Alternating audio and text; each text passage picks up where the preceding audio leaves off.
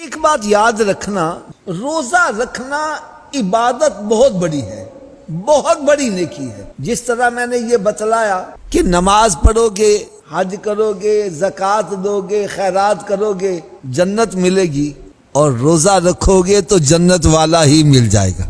اجر بہت زیادہ ہے، تو جتنا بڑا اجر ملنے والا ہے شیطان مخالفت بھی اتنی زیادہ کرے گا۔ تو ایسے ہی بندے کے دل میں وہم سا ڈال دیتا ہے، اوئے روزہ نہ رکھی، روزہ رکھا تو مر جائے گا، وہم، ویسے وہم ڈال دیا۔ تو خالی وہم پر روزہ چھوڑنے کی اجازت نہیں ہے، ایسے ہی وہم پڑ گیا۔ جیسے کئی بندوں کے دل میں وہم ہوتا ہے، او جی میں گھر سے باہر نکلا تو مر جاؤں گا، میں نے یہ کام کیا تو مر جاؤں گا، یہ ایسے وہم ہوتے ہیں۔ بلی راستہ کاٹ گئی تو واپس آ جاؤ، گیا تو نقصان ہو جائے گا، یہ ایسے وہم ہوتے ہیں، اس کا حقیقت سے کوئی تعلق نہیں۔ آئیے آج میں آپ کو ایک وہم کا علاج بھی بتلاؤں۔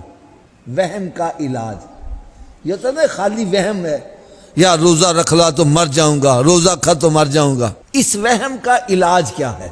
بلکہ ہمارے تو ایک بزرگ تھے، وہ فرماتے تھے کہ تم روزہ رکھو، مجھ سے لکھوا لو کہ تم مرو گے نہیں۔ میں نے کہا جی آپ کیسے کہتے ہیں مرو گے نہیں؟ کہنے لگے ہمارے جیسا پاپی بندہ روزے کی حالت میں مر جائے اور ہمیں چاہیے کیا؟ روزے کی حالت میں مرنے کا اجر اور ثواب کیا ہے، اس کو میں ایک چھوٹی سی مثال سے بتلا دیتا ہوں۔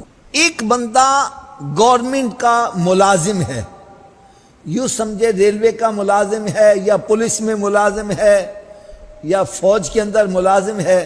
وہ جو گورنمنٹ جاب کرنے والا ہے، گورنمنٹ کا ملازم ہے، وہ گھر میں مر جائے اس کی ویلیو اور ہوگی، اور اگر وہ ڈیوٹی پہ مر جائے، ڈیتھ آن ڈیوٹی کنسیڈر ہو جائے تو اس کی قیمت کچھ اور پڑتی ہے۔ میری بات سمجھ آ رہی ہے نا؟ ایک ریلوے کا ہی ملازم ہے، گھر کے اندر مر جاتا ہے، اس کی ویلیو اور ہوگی، اور اگر ڈیوٹی کرتے ہوئے، کام کرتے ہوئے ڈیتھ آن ڈیوٹی کنسیڈر ہو جائے اس کی ویلیو کچھ اور ہوتی ہے۔ ایک پولیس کا ملازم ہے، گھر کے اندر مر جائے اس کی اور ویلیو ہوگی، اور ڈیوٹی کرتے ہوئے اس کو موت آ جائے، ڈیتھ آن ڈیوٹی کنسیڈر ہو جائے تو اس کے لیے بڑی بڑی مراعات ہیں۔ اس کو یہ پلاٹ بھی دے دو، اس کو اتنا انعام بھی دے دو، اس کو یہ بھی دے دو، اس کو یہ بھی دے دو۔ بھئی یہ کیوں؟ اس کے بچے کو بھی بھرتی کر لو۔ بھئی یہ کیوں؟ کہتا ہے یہ ڈیتھ آن ڈیوٹی کنسیڈر ہوا ہے۔ تو بالکل اسی طرح سمجھ لو، جو بندہ روزے کی حالت میں مر گیا ہے وہ ڈیتھ آن ڈیوٹی کنسیڈر ہوتا ہے، کہ وہ ڈیوٹی کر رہا تھا، وہ عبادت کے اندر مشغول تھا، اس کو موت آ گئی۔ تو فرمایا جو بندہ روزے کی حالت میں مر جاتا ہے بغیر حساب کتاب کے جنت میں چلا جاتا ہے۔ تو اگر خالی وسوسہ ہے دل میں کہ روزہ رکھا تو مر جاؤں گا، تو اس وسوسے کی کاٹ یہ ہے کہ بھائی اگر میں مر گیا روزے کی حالت میں اور مجھے چاہیے کیا؟ اور بندہ تو دنیا میں آیا ہی مرنے کے لیے ہے، کوئی 100 برس بھی جی لے آخر مرنا ہی ہے۔ کل نفس ذائقۃ الموت، بندہ اس دنیا میں مرنے کے لیے ہی تو آیا ہے۔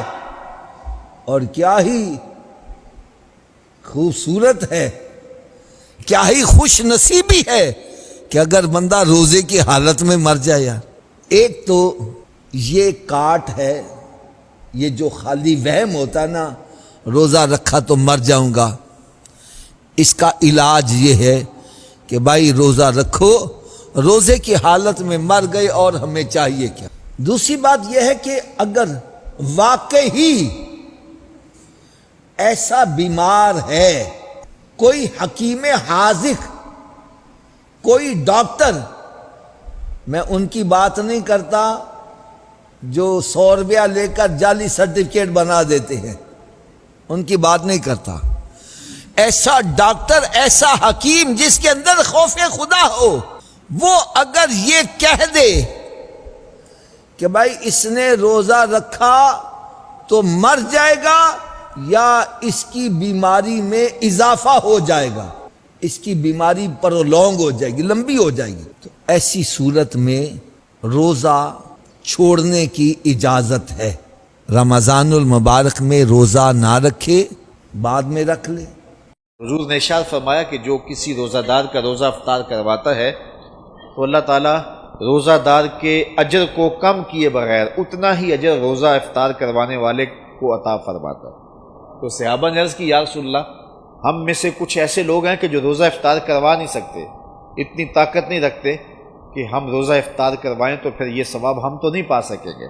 تو حضور علیہ السلام نے فرمایا لازمی نہیں ہے کہ تم سیراب کر کے کسی کو کھانا کھلاؤ یا پانی پلاؤ، اگر مذقۃ لبن، حضور نے فرمایا کہ دودھ کا ایک گھونٹ، اور شربہ من الماء، یا پانی سے ایک گھونٹ، یا حضور نے فرمایا کہ کھجور کا ایک ٹکڑا بھی اگر کسی نے دے کے کسی کا روزہ افطار کیا، اللہ تعالیٰ جل شانہ اس کو پورا ثواب عطا فرمائے۔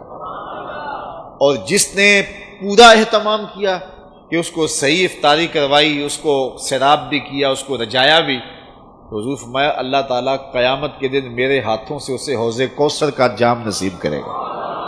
اور فرمایا کہ وہ حوض کوثر کا جام جب اسے ملے گا اور وہ پی لے گا تو رسول کریم نے ارشاد فرمایا کہ جنت میں داخل ہونے تک حشر کا سارا دن جو 50,000 سال کا دن ہوگا، پھر میں اس سارے دن اس کو پیاس نہیں لگے گی۔ تو یہ ماحول پیدا کریں، لازمی نہیں ہے کہ آپ بڑا اہتمام کریں۔ اگر آپ ایک مٹھی کھجوروں کی جو ہے وہ مسجد میں بھیج دیں یا ہمسایوں کے گھر بھیج دیں یا کسی غریب کو دے دیں کہ جناب آج یہ روزہ میری جانب سے آپ کھول لیں، تو وہ کھجور دی ہوئی بھی پورے روزے کا ثواب نامہ اعمال میں درج کر دے گی۔ کسی کو گھونٹ پانی کا پلا دیں تو وہ نامہ اعمال کے اندر مکمل ثواب روزے کا لکھ دیا جائے گا۔ اور اگر اللہ نے آپ کو وسعت دی ہے، یہ سیاسی افطاریاں چھوڑیں، ان لوگوں کو روزہ افطار کروائیں جنہوں نے روزہ رکھا ہوا ہے۔ یہ آج کل یہ بھی فیشن ہو گیا ہے کہ اپنی نمائش کے لیے افطاری کروائی جاتی ہے، اس میں کوشش ہو جاتی ہے کوئی وزیر مل جائے، کوئی MNA صاحب مل جائیں، کوئی MPA صاحب مل جائیں، کوئی آفیسر مل جائیں، اور اس بہانے سے ان کی دعوت کا موقع۔ اور میں کہتا ہوں کہ یہ اکثر ان کا روزہ کھلوایا جاتا ہے جنہوں نے روزہ رکھا ہوا ہی نہیں ہے۔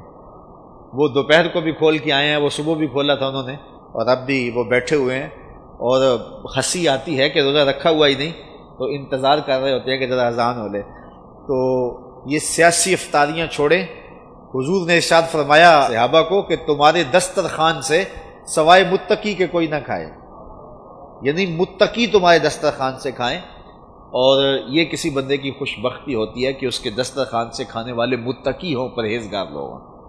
تو آپ اللہ کی مخلوق کو دیں اگر کوئی بھوکا ہو، لیکن اگر دعوت کرنے کا شوق ہو تو کسی فقیر آدمی کو، کسی غریب کو، کسی مسکین کو۔ یار جو یعنی ایک کونا کاٹ کے جو ہے وہ لیگ پیس سے باقی پھینک دے گا، اسے کیا قدر؟ وہ جس غریب کو کبھی کچھ ملا نہیں، جب اس کو کھلائیں گے تو اس کی روح بھی دعائیں دے گی، اس کا دل بھی دعائیں دے گا، اور اللہ کی رحمتیں تمہارے اوپر نازل ہوں گی۔